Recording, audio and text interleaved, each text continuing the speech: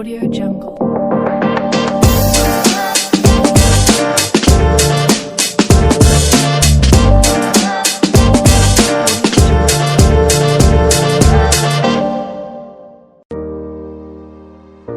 శాంతా సింహ నిశ్శబ్ద యుద్ధానికి బలమైన గలం. భారత గడ్డపై పసివాళ్ల చెమటతో సమాజం కడుతున్న రాజమహలను చూస్తూ మూగబోయింది కాలం. కానీ ఈ నారీ శక్తి ఆగలేదు.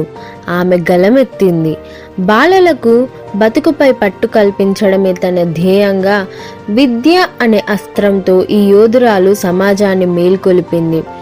పాలిటిక్స్, సమాజ సేవ, పిల్లల హక్కులు ఇవన్నీ శాంతా సిన్హా గారి జీవితంలో కీలక అంశాలు. రామన్ మ్యాగ్సెసే అవార్డు, పద్మశ్రీ వంటి గౌరవాలు ఆమె ఆత్మసంతృప్తికి చిహ్నాలే కానీ లక్ష్యం కాదని నిరూపించింది.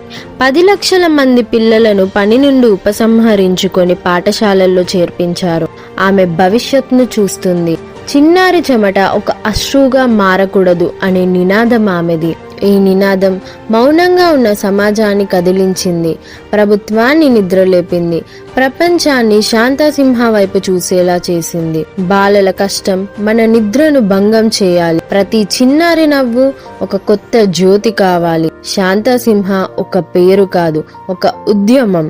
ఈ పాడ్కాస్ట్ లో ఆమె చేసిన గొప్ప పనులు, ఆమె ఇచ్చిన ప్రేరణ గురించి తెలుసుకుంటూ మనం కూడా మన సమాజంలో మార్పు మొదలవడానికి మనవంతు ప్రయత్నం చేద్దాం. We are honored to have you on the board, ma'am. మీరు సాధించిన అచీవ్మెంట్స్ గురించి తెలుసుకున్నాక I feel very privileged to have this conversation with you, ma'am. ఈ జర్నీలో మీ ఫేవరెట్ మూమెంట్స్ అండ్ మీ స్పెషల్ మూమెంట్స్ ఏవైతే ఉన్నాయో మాకు తెలుసుకోవాలండి. అంటే ఇది చాలా డిఫికల్ట్ క్వశ్చన్, ఎందుకంటే ప్రతి మూమెంట్ ఫేవరెట్, ప్రతి మూమెంట్ చాలా ఎన్లైటనింగ్ మూమెంట్. బేసిక్ ఏరియా వెళ్ళినప్పుడు అట్లా పిల్లలు ఏమనుకున్నారు, ఆడపిల్లలు కానీ మగపిల్లలు కానీ బర్రెలు కాస్తూ చెట్లు కాస్తూ పొలాల్లో పనిచేస్తున్న పిల్లలు పని చేయకుండా బడిలో వెళ్ళినప్పుడు వాళ్ళలో మార్పు చూసుకుంటే నాకు చాలా చాలా బాగా అనిపిస్తుంది. పూర్తిగా మారిపోతారు పిల్లలు. అంటే వాళ్ళు ధోరణి, వాళ్ళు చేసుకున్న షర్టు ప్యాంటు టక్ చేసుకుంటూ, గర్ల్స్ ఏమో సల్వార్ కమీజు ప్యాంటు టీషర్ట్స్ వేసుకుంటూ అలా ఉంటే నాకు అనిపిస్తుంది ఇంత మార్పు ఇంత తొందరలో వచ్చింది అన్నది చాలా బాగా అనిపిస్తుంది. పిల్లల్లోనే కాదు, వాళ్ళ పేరెంట్స్ లోనే మార్పు కూడా వాళ్ళకి ఎంత తృప్తో, వాళ్ళు ఎంత ప్రౌడ్ గా ఫీల్ అవుతారో, వాళ్ళ పిల్లలు స్టూడెంట్స్ చదువుకుంటున్నారు వాళ్ళని చూసినప్పుడు నాకు చాలా బాగా అనిపిస్తుంది. సో 2003లో మీరు ఏపీలో చైల్డ్ లేబర్ ని ఎరాడికేట్ చేసి ఎవ్రీ చైల్డ్ కి ఎడ్యుకేషన్ అందేలా ఎఫర్ట్ పెట్టారు.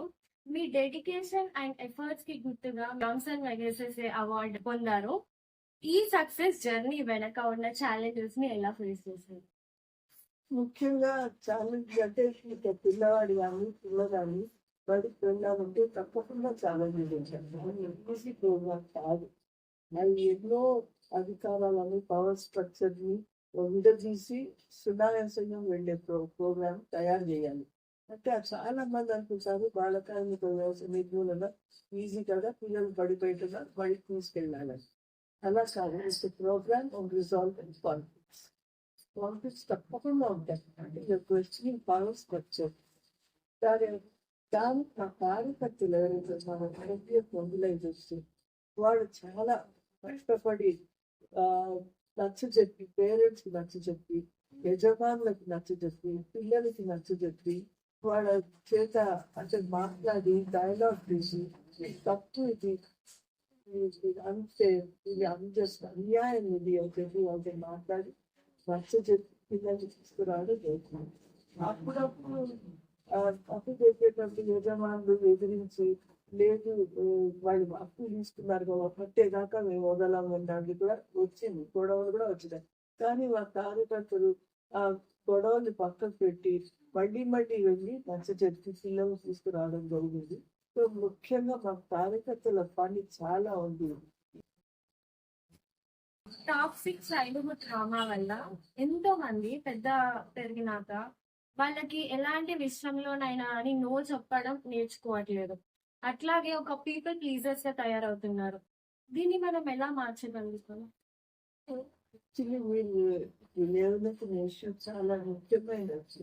అంటే చైల్డ్హుడ్ లో జరిగే ఏవైతే ఇబ్బందులు ఉన్నాయి, ఏవైతే ఇన్సల్ట్ ఫీల్ అయ్యారు, సెక్షువల్ వైలెన్స్ ఫీల్ అయ్యారు, ఇవన్నీ పెద్ద స్టిగ్మా అండ్ హర్ట్. దాని హీలింగ్ అన్నది బయటకు రావాలి, మాట్లాడే పరిస్థితి కల్పించాలి. లేకపోతే దాన్ని మనసులో పెట్టుకొని చెప్పలేదు ఎప్పుడు ఆ డ్రామా ఆ అబ్బాయి కానీ అబ్బాయి సెల్ఫ్ కాన్ఫిడెన్స్ మీద దెబ్బతింటుందో. ఆ హీలింగ్ అన్నది చేసే కౌన్సిలింగ్ అవన్నీ ఉండవలసి అవసరం అయితే ఉంది. కానీ మన దేశంలో కౌన్సిలింగ్ ఇచ్చే వాళ్ళు చాలా తక్కువ. దాని కౌన్సిలింగ్ అన్న ప్రొఫెషన్ కూడా అంత అవేర్నెస్ లేదు. నాకు అనిపిస్తుంది ట్రామాలో ఉన్న పిల్లలు వాళ్ళ హీలింగ్ ప్రాసెస్ ఆఫ్ హీలింగ్ అనేది చాలా ముఖ్యం. లేకపోతే మనసుని దెబ్బతింటే వాళ్ళకి సెల్ఫ్ కాన్ఫిడెన్స్ అనేది ఉండదు. అగైన్ ఇదే చైల్డ్హుడ్ లో సెక్షువల్ హెరాస్మెంట్ ఎంతో మంది ఫేస్ చేసి ఉంటారు. అబ్బాయిలైనా అమ్మాయిలైనా ఎవరైనా ఫేస్ చేసి ఉంటారు. సో పాస్ట్ వల్ల ప్రజెంట్ ని ఎఫెక్ట్ అవ్వకుండా ఎలా చూసుకోవాలి అండ్ దీన్ని ఎలా ఓవర్కమ్ అవ్వాలి? ముందేమో ప్రివెన్షన్ చాలా ముఖ్యం. కాకుండా ఉండడం అంటే చాలా మట్టుకు స్ట్రేంజర్ వల్ల అంటారు, కానీ ప్రతి స్టడీ ఏదైతే చెప్తుందో ఇవాళ మీకు సెక్షువల్ వైలెన్స్ ఏదైతే తెలిసిన వాడే చేస్తారు. ఇళ్లలోనే చుట్టాలు, ఇంకెవరు దగ్గరలో ఉన్న నేబర్హుడ్ లో ఉన్న వాళ్ళు, సో పరిచయం ఉన్న వాళ్ళ వల్లనే సెక్షువల్ వైలెన్స్ 80% ఆఫ్ కేసెస్. అది పరిచయం ఉన్నందువల్ల ఇబ్బంది పడతారు చెప్పుకోవడానికి, వాళ్ళ మీద ఎట్లా చెప్పాలని. సో ముందు ప్రివెంట్ చేయాలంటే స్కూల్స్ లో ఇప్పుడు చాలా మస్తు అవుతున్నాను. టచ్ అని బ్యాక్ టచ్ అని పిల్లలకి నేర్పాలి. ఒకవేళ మీకు మంచిగా అనిపించకపోతే, అసహ్యంగా అనిపిస్తే, అన్కంఫర్టబుల్ గా ఉంటే చెప్పుకోవాలి. ఎవరికి చెప్పుకోవాలి? టీచర్ చెప్పుకోవాలి, లేకపోతే తల్లిదండ్రులకు చెప్పుకోవాలి. ధైర్యంగా చెప్పుకోవాలి అన్నది ఉంది. కానీ చెప్పుకుంటే వాళ్ళు తయారు ఉన్నారు కదా వినడానికి. సో టీచర్లను తయారు చేయాలి, తల్లిదండ్రులను కూడా తయారు చేయాలి. మీ పిల్లలు చెప్పినప్పుడు సీరియస్ గా తీసుకోండి, పక్కకు పెట్టకండి.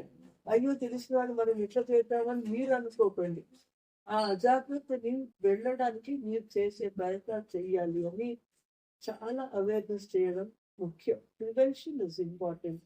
ప్రివెన్షన్ తర్వాత నెక్స్ట్ స్టెప్ మీరు అడిగినట్టు దానికి కూడా జవాబులు ఉన్నాయి, కానీ prevention is very very important.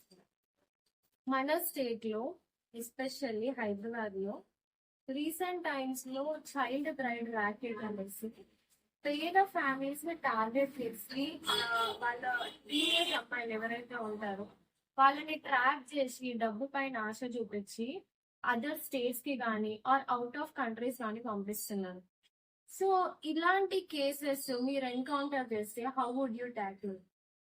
అంటే దీనికి ఉన్నాయి, సంస్థలు ఉన్నాయి, చట్టాలు ఉన్నాయి, ట్రాఫికింగ్ లాస్ ఉన్నాయి.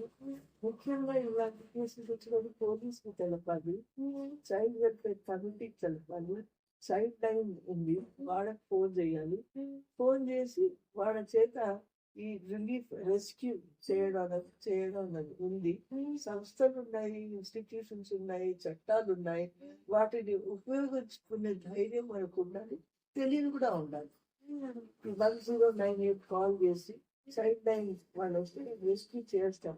చేసినప్పుడు ప్రొసీజర్స్ ఉన్నాయి, పోలీసులు కేసులు పెట్టడం, తర్వాత ఆ చైల్డ్ కి సపోర్ట్ ఇవ్వడం, రిహాబిలిటేషన్. సో ఇవన్నీ ఉన్నాయి కనుక దాన్ని పూర్తిగా మనం ఆడుకోవాలి. ఈ రోజుల్లో law is inclined towards women. Domestic violence కానీ సెక్షువల్ హెరాస్మెంట్ కానివ్వండి అండ్ ఆల్సో రేప్ కేసెస్ కానివ్వండి. కానీ కొంతమంది ఉమెన్, ఐ రిపీట్ కొంతమంది ఉమెన్ ఈ పవర్ ని మిస్యూజ్ చేసుకుంటున్నారు. మనీ కోసం, ఫేమ్ కోసం ఈ పవర్ ని మిస్యూజ్ చేసుకోవడం వల్ల యాక్చువల్లీ ఫేస్ చేసిన వాళ్ళు సఫర్ అయ్యే ఛాన్సెస్ ఉన్నాయి, వాళ్ళ మీద ఇంపాక్ట్ చూపే ఛాన్సెస్ ఉన్నాయి. దీనిపైన ఎలా అవేర్నెస్ క్రియేట్ చేస్తారు? ఎన్నో పోరాటాలు అయిన తర్వాత చట్టాలు వచ్చాయి. రోడ్ మూవ్మెంట్ చట్టాలు ఈజీగా రాలేదు. విమెన్స్ మూవ్మెంట్ ఉంది, విమెన్స్ స్ట్రగుల్ ఉంది.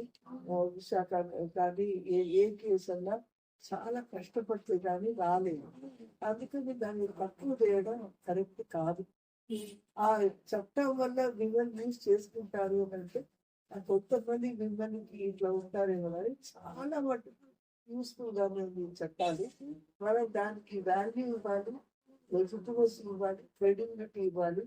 ఇలా వేరే కేసెస్ ఏవైతే ఉన్నాయో దాన్ని బయట తీసుకొచ్చి ఈ చట్టాల వల్ల ఉపయోగం లేదనడం కరెక్ట్ కాదు.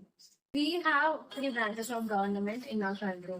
One is the legislative, which makes the law; executive, which enacts the law; and judiciary. But e legislation, mana country lo, is in the hands of some people who are uneducated and also criminals. Also, no offense, please, but old age people చేతిలో ఉంది. So వాళ్ళకి ఏంటంటే present youth కి కానీ are కంట్రీకి ఏం కావాలో తెలియదు because of the generation gap. But they do have experience. On the other hand youth కి ఏం కావాలో వాళ్ళకి క్లియర్ గా తెలుసు. బట్ వాళ్ళు పాలిటిక్స్ లోకి రావడానికి వెనకడుగు వేస్తున్నారు. ఎందుకంటే పాలిటిక్స్ అంటే గుండాయిజం అనే ఒక పేరు పడిపోయింది. వాళ్ళకి తెలియని విషయం ఏంటంటే వాళ్ళు ఎఫెక్ట్ అవుతున్నారు దీనివల్ల. ఆల్రెడీ లెజిస్లేషన్ అనేది వీళ్ళ చేతుల్లో ఉంది. వాళ్ళు వాళ్ళ కోసం వాయిస్ రేజ్ చేయకపోతే వాళ్ళే సఫర్ అవుతారు అన్నది వాళ్ళకి తెలియట్లేదు. అగైన్ వీళ్ళకి క్రియేటివిటీ ఉంది యూత్ కి. నా ఒపీనియన్ ఏంటంటే ఈ experience from these political leaders and youth creativity collab అయితే will have a better future. Message ని మీరు ఎలా కన్వే చేయాలనుకుంటున్నారు పాలిటిక్స్ లోకి రావాలని? I think you raised a very, very important issue. Especially 18 years voting right ఉంది. అది ఎంతో రెస్పాన్సిబిలిటీ ఇవ్వాలి.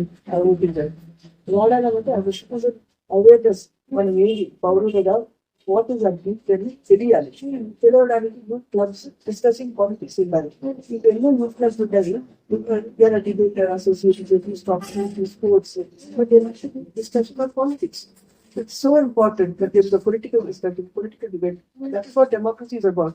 But I don't know if you that I look forward to discuss politics at all. When we were students, I'm talking about 1960s, we were all involved in politics. We all were involved in study circles. We knew what was happening in the country. We knew that if something is wrong will happen, protest cheyali. At least సచ్చన్న చేయాలి, తెలుసుకోవాలి. అది I think is so important. That there are study circles, college నుంచి రాదు, self-activity. And I'm sure youth have the power, no wonderful, to change reality, to bring morals and ethics. ప్రపంచంలో ఎక్కడ transformation జరిగినా అది youth వల్లనే జరిగింది. జాతీయోద్యమం కూడా youth వల్లనే జరిగింది. ఎనీ మూవ్మెంట్ వితౌట్ యూత్ కాదు. కానీ ఇప్పుడున్న యూత్, బేసిక్లీ సిటీలో ఉన్న youth first get actively involve in politics. Rural youth active గా ఉన్నారు. They are taking part in transformation. ప్రశ్నిస్తున్నారు. స్కూల్లో ఎందుకు కంటామినేషన్ నడుస్తున్నారు, టీచర్ ఎందుకు రాలేదు నడుస్తున్నారు, నిరుద్యోగం ఉందని నడుస్తున్నారు. Rural youth are questioning. కానీ వాళ్ళ voice doesn't reach. Urban youth must start questioning. And I'm sure they will start questioning. They start coming together and study circles. It takes a lot of time. If you are study circle అంటే చదవాలి కదా, చదివి తెలుసుకోవాలి కదా, వాళ్ళకి తెలియ వాళ్ళని పిలవాలి. And one other thing, I think old some of them have experience.